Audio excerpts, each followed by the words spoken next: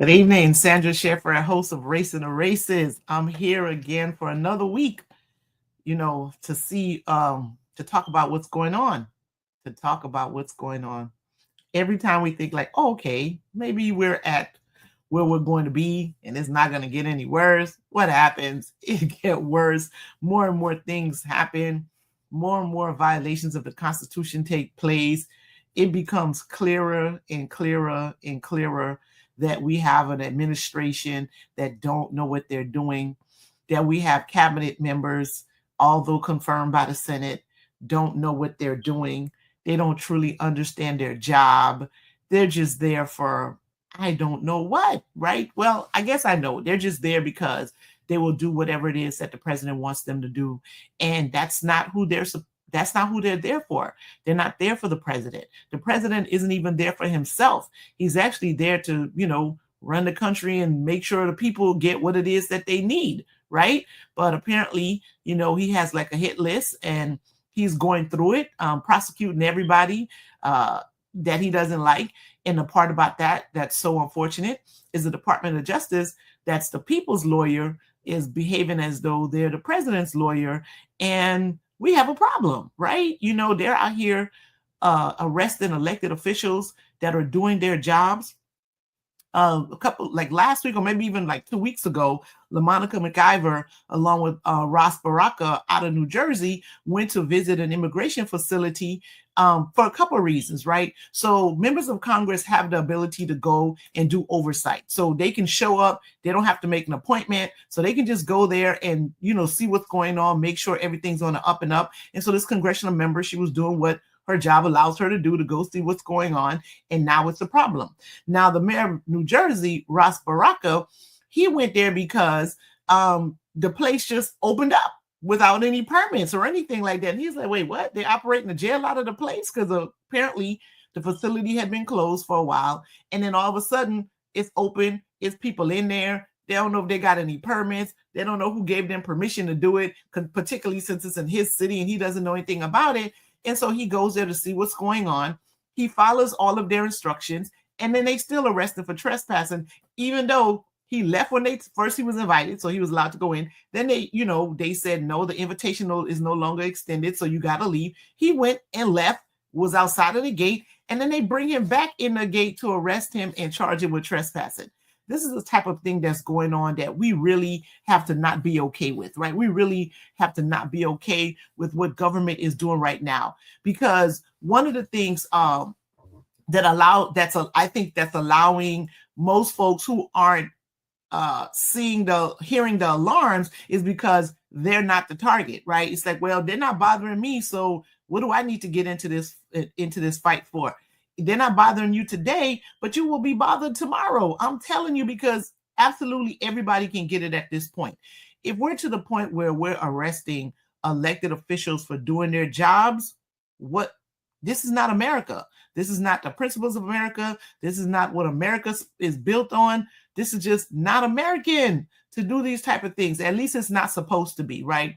We're starting to see a side of the country that many folks didn't think they would ever see. Right. We have, some older generation folks who lived through segregation and Jim Crow and all of that. But even some of them are like, man, like it wasn't like this. Like this feels like a total destruction of every American value, and that we're going to change our form of government. Because one of the things that we learned in elementary school is that we have 3 co-equal branches of government that have checks and balances to make sure one doesn't do more than the other, right? So we have the Supreme Court, judicial branch. We have Congress, the legislative branch. They're the ones that's supposed to make laws. And then we have the president, that's supposed to, the executive branch, right? But what we're having right now is that we have a president who wants to run the country by executive orders, which they are not laws, right? And I think he knows that if a lot of the things that he's trying to do would never make it through Congress, even though he has a Congress that's about to cut like 500 up to $800 billion for Medicaid and Medicare in order to give tax breaks to people who don't need them, right? Who don't need them. They're willing to do that, but he still don't trust them to pass the laws that he's the things that he's trying to do by executive order. So he even knows that this stuff is ridiculous. But at least good thing for us is those measures aren't permanent. And when a new administration comes in, they can just executive order them all out of there, instead of us having to, maybe go through the legislative process and have the laws change. However, the alarm that needs to be sound is that we cannot be okay when you have one person that wants to be judge, jury, and executioner. That's just not the system of government that exists in the United States, and we should really be concerned, and we need to get our elected officials to get a backbone and have them make this madness stop, right? Now, I mentioned the tax bill just a few minutes ago, and they were doing that in the middle of the night.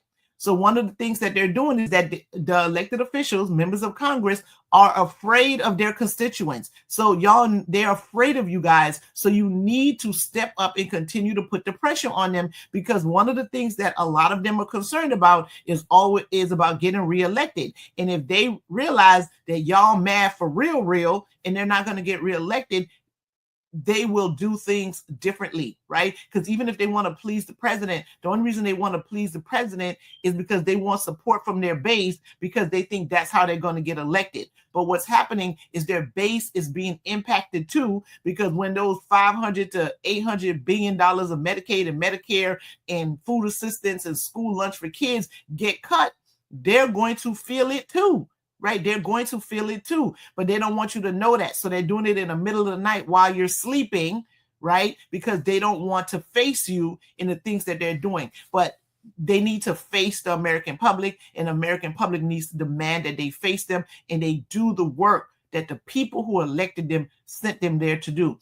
Not the 1%, not the 1%, because the 1% does not have enough votes to get any of those people elected. Now, they may have enough money for them to spread whatever to convince people to vote for them when they shouldn't, but we're aware of the issues that's happening right now. So you have the power. You have the power to make them stop. You have the power to make them do the job that they were sent to Congress in DC to do. And that's the pressure that we need to put on these elected officials. People were told to make phone calls. I say, go to their local offices. Don't only call DC, call their local offices. Show up to their local office. Now, I don't know about telling y'all to show up to DC, because, they might, I ain't nobody trying to send you to go get arrested or anything like that, because that seemed to be like they don't understand First Amendment protests when it's coming from people who don't support this administration. So I wouldn't want to put anyone in that position, but we need to show up in different ways, right? If they're willing to do a town hall, show up to that town hall and express your discontent with what it is that they're doing. But call those local offices, send letters, send mail. Send them your bills. We talked about this before, because what's happening is not good for the country in the long run. This is someone who first wanted to get elected to make sure he doesn't go to jail or prison. And I never thought he should go anyway, right? Whether, the fact that he should have gotten convicted for the crimes he committed, absolutely. Whether or not you try to put a former president of the United States in jail, that sounds like crazy talk, to me. I think that logistically that would have just been a little too much. But what ultimately should have really happened was that he should have been in a position where he could not be president of the United States again, because we knew of all the things he did, right? He just should not have been in a position where he was able to run and be elected as president of the United States again. In terms of going to prison, no, just should not have been allowed to be the president again. And now we see what happens when someone who's very petty becomes president again, particularly with a Supreme Court decision that basically said he can't be held accountable for the behavior that he does as the president. Now, of course, he's going to try to find a way to make everything he does be something that he's doing as the president. So, that will be a litigation forever. So it basically means the man can do whatever he wants with no consequence. And that's why that particular petty person should not have been reelected to become the president of the United States. And we're feeling it now. And not now, we were feeling it day one. I mean, I was doing episodes and it's like, yo, we're only 3 weeks in. It's 4 weeks in. This is 6 weeks in. We just getting to 60 days. And every day it was something just even more bizarre and outrageous that was happening. And here we go. something even more bizarre and outrageous that's happening to the point where it's like, oh, this can't be real life. Like, this absolutely cannot be real life. And we cannot continue on this trajectory. And this is just a call to action for people to get engaged. I'm not saying you to go outside to protest, but I'm saying send a letter, tell a friend, wake somebody up and tell them, like, listen, they're doing things in the middle of the night that's totally against the interests of American people. This is totally against the interests of the American people. So we need to do something. So like I said, in the middle of the night last night, they're pushing forward some bill to cut anywhere from $500 billion to $800 billion for Medicaid, Medicare, SNAP, food assistance program for the most neediest people in the United States in order to give tax breaks to very rich folks. That is not the spirit of America. And, and people it needs to stop, right? And I originally was talking about how they're arresting elected officials for doing the work of the people. So, LaMonica McIvers was charged with, doing her job. That's what I'm gonna call it. I'm not calling her say she was committing no crime, and she's gonna need support. So if you get any of those text messages or what fundraising links, because now she has to hire an attorney to defend herself against trumped up charges, right? So go ahead and figure out how you can support, right? Baraka, the mayor of New Jersey, who's currently a candidate for governor of the state of New Jersey, was also arrested and charged for doing his job too. And again, this is not I don't want to believe that this is the spirit of America and this is the country that we all are living in, that we've come to love and want to be a part of. But it's taking a direction that we need to stop it. It's really going too far. Now, when I was saying that administration is problematic, Kristi Noem had a hearing yesterday, and I think it was yesterday or 2 days ago, and they was asking what habeas corpus is, and the lady don't know, but she's in charge of the Department of Homeland Security. And I know for a fact people have been filing, nonprofit organizations, attorneys have been filing habeas corpus petitions because they're unlawfully detaining folks, and they need to release them. And so they've been filing these petitions in order for that to happen. And so clearly she ain't been paying attention. They ain't been reading them. Ain't nobody been briefing her. She don't know what's going on because she don't know what a habeas corpus petition is. And that's just sad. But we all knew from the beginning that she already didn't know what a habeas corpus petition was, right? Arresting elected officials. Don't know what habeas corpus is, even though that is something that's filed all the time by attorneys and nonprofit organizations against the Department of Homeland Security for their unlawful detention of folks. But okay. There's some other news that came out this week. Former President Joe Biden has been diagnosed with a very aggressive form of prostate cancer. And also, I think they said it spread to his bones. As a cancer survivor myself, that's tough, particularly if he has to do chemo treatment. It's very rough on your organs. It's rough on your heart. It's rough on your body. So my prayers are with him and his family. I hope he gets through the other side of this. So just I just hope he gets to the other side of it. And when you have people who have any level of empathy, compassion, they would not have said the things that the president's son, the vice president, said in response to a news like this, right? Because at the end of the day, you can have all your power, but you should still maintain some level of humanity. And it's nothing to laugh about, or joke about or be mean-spirited about when a person is facing a health crisis, right? Even if they believe that maybe during the president's last administration, he may have already had some health things going on, that's okay, because he had cabinet members who were running the country, and we were fine. We were absolutely fine. We were better than what's going on right now. So so this current administration allegedly have all of their faculties together and in place, but what kind of things are you doing that's benefiting the American people?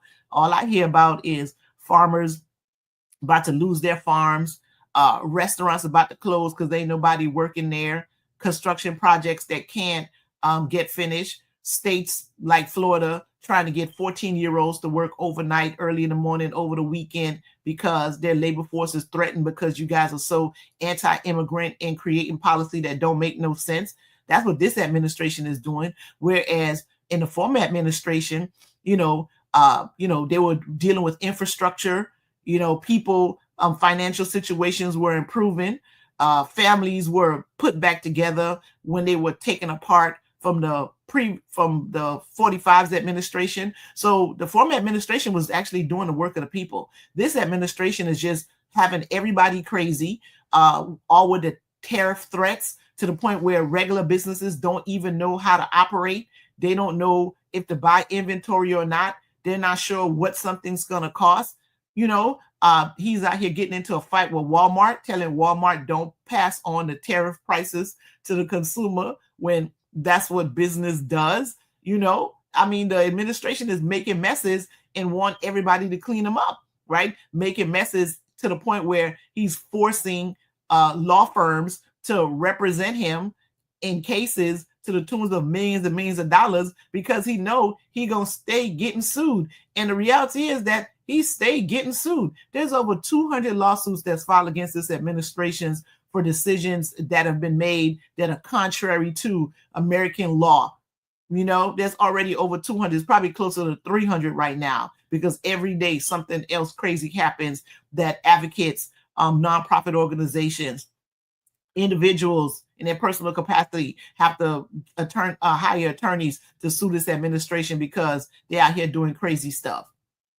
So this administration wants to say nasty, hurtful things about Joe Biden because they can't talk about his record, because his record is good. So what do they do? Make personal attacks because they can't talk about his record. But even though people in November thought their life would be better under this administration than it was in the last, they realized quick, fast, in a hurry, day 1, 2, 3, that in fact was not the case. Okay, they were complaining about the price of eggs. You can barely find eggs, and when you find them, you can't afford them.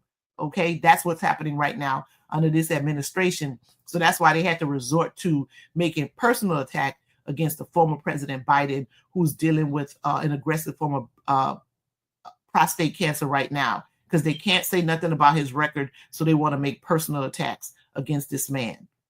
How ridiculous. How ridiculous, right?